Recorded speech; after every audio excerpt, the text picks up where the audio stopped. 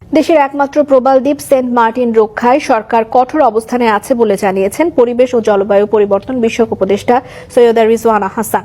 রাজধানীতে Saint Martin দ্বীপের master plan নিয়ে অনুষ্ঠিত এক কর্মশালায় উপদেষ্টা আরও বলেন, অনিয়ন্ত্রিত ব্যবসা, অপরিকল্পিত পর্যটন এবং অবকাঠামো নির্মাণের কারণে দ্বীপটির পরিবেশ এবং জীববৈচিত্র্য মারাত্মকভাবে ক্ষতিগ্রস্ত হচ্ছে।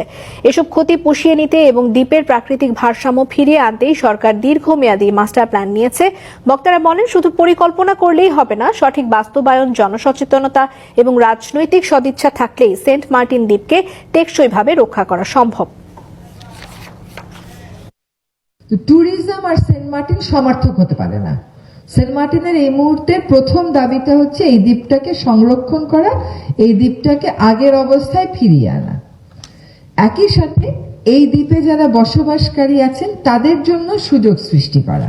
জলবায়ু পরিবর্তনের ঝুঁকির মধ্যে থাকা এই দ্বীপ কিন্তু আসলে অস্তিত্ব সংকটের মুখে আছে।